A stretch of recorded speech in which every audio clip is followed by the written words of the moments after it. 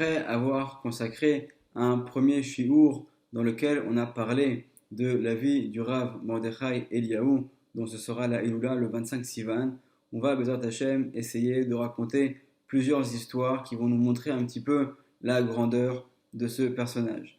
Donc la jeunesse du Rav Mordechai Eliyahu est liée avec Yerushalayim, la ville de Jérusalem, et avec la grande pauvreté dans laquelle les Juifs vivaient à cette époque-là.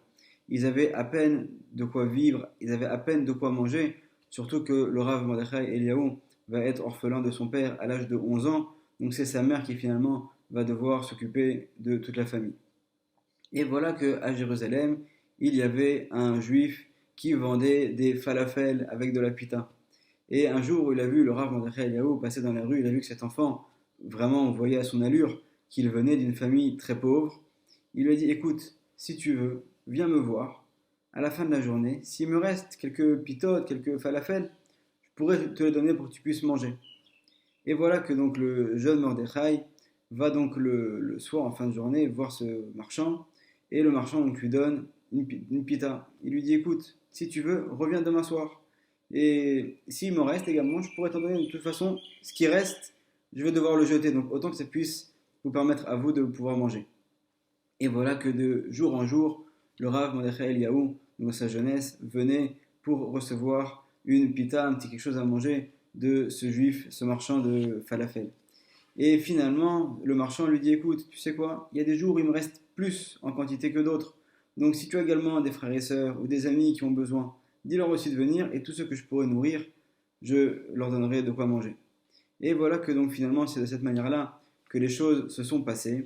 Et finalement, donc, comme on le sait, le jeune Mordechai est devenu le grand rabbin d'Israël, le Rav Mordechai Eliyahu. Et dans sa grandeur, il n'a jamais oublié ce marchand. Et tous les ans, au moment des fêtes, il lui envoyait des vœux pour les fêtes. Au moment de Pessah, il lui envoyait une boîte de matzot que le Rav Mordechai Eliyahu lui-même avait préparé, avait lui-même pétri la pâte et préparé ses matzot. Et il lui envoyait une boîte pour ce marchand qui, des dizaines d'années plus tôt, lui avait donné de quoi manger, une petite pita, un petit falafel. Et de là, de ce comportement, de cette grandeur, on voit comment le Rav Mordechai Eliyahu, malgré sa grandeur, bien qu'il soit devenu le grand rabbin d'Israël, quelqu'un qui a reçu tous les honneurs et toute une grandeur en Torah inimaginable, malgré tout, on voit sa grandeur également dans de petites actions.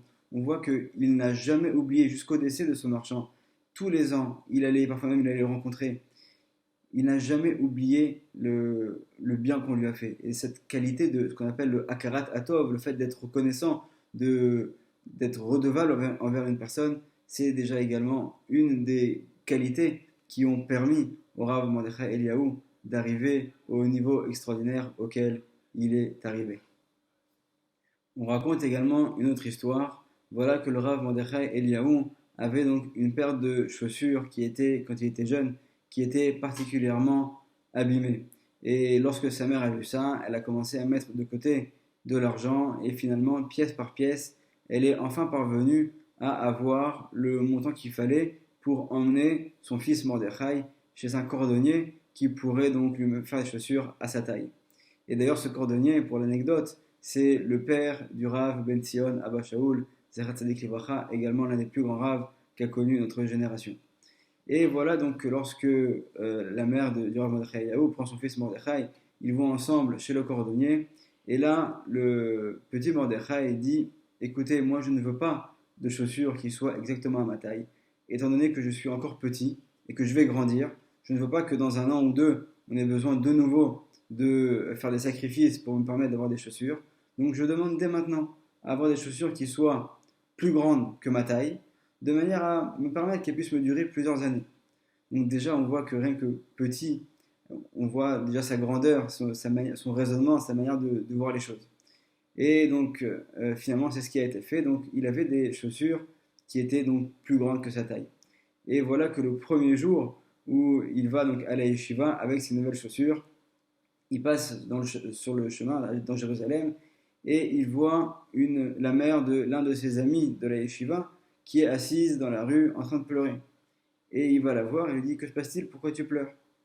Elle lui dit, ben écoute, voilà, mon fils, en fait, il a ses chaussures qui sont trouées. À l'époque, les chaussures, c'est pas comme aujourd'hui. Ça avait, surtout qu'à l'époque, il vivait dans une pauvreté extrême. Et donc, il fallait aller chez le cordonnier. Ça engendrait des frais. Et elle lui dit donc que son fils, en fait, a troué ses chaussures. Et elles sont tellement abîmées qu'il a honte d'aller à la yeshiva. Et donc, il préfère rester à la maison. Et elle n'a pas l'argent pour lui en acheter de nouvelles. Et donc, elle pleure parce que finalement, elle n'a pas de solution. Elle a son fils qui refuse d'aller à la yeshiva et d'étudier la Torah. Et d'un autre côté, elle n'a aucune possibilité de lui fournir ce dont il a besoin pour pouvoir y aller. Et là, le petit Mordechai lui dit, ben écoute, il n'y a pas de problème, il n'a qu'à prendre les miennes.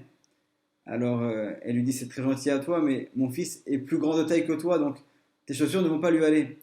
Il lui dit, mais si, parce que moi, justement, j'ai des chaussures qui sont une ou deux tailles de plus que la taille que normalement je devrais avoir. Viens, on va chez toi, on va essayer de voir si ça lui va.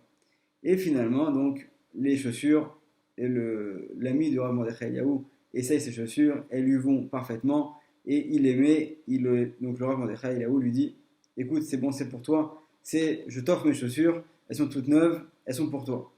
Et donc voilà que cet enfant se décide à retourner à la yeshiva, et que donc le Rav Mordechai Eliyahu va retourner chez lui, récupérer ses anciennes chaussures qui étaient trouées et abîmées, et les mettre pour aller à la yeshiva. Et le soir, lorsque sa mère rentre à la maison, elle voit son fils, le petit Mordechai, en train de cirer ses anciennes chaussures. Elle lui dit, mais mon fils, pourquoi est-ce que tu cires les anciennes chaussures alors que je t'en ai acheté des nouvelles? Il lui dit, bah, et donc il lui raconte tout ce qui s'est passé. Et là, on aurait pu s'attendre également à une réaction peut-être de colère ou de tristesse de sa mère qui a mis tellement de temps déjà pour économiser cet argent pour pouvoir les lui offrir. Et voilà que son fils les a offerts à quelqu'un d'autre. Et là, c'est tout le contraire. Elle lui dit, mon fils, vraiment, tu es quelqu'un de bon, tu as des bonnes midotes, de bons traits de caractère. Mais ne t'inquiète pas, je vais faire toutes les économies qu'il faut et on va pouvoir te racheter de nouvelles chaussures. Et finalement, le cordonnier, donc le père du Rav Ben Abba Shaul, qui lui-même avait eu écho de cette histoire, est parti voir la mère du Rav Mordechai Eliyahu et il lui dit, écoute, eux aussi vivaient dans une pauvreté très importante. Il lui a dit, écoute, si tu veux, j'ai entendu l'histoire extraordinaire qu'a fait ton fils et l'acte de bonté qu'il a fait.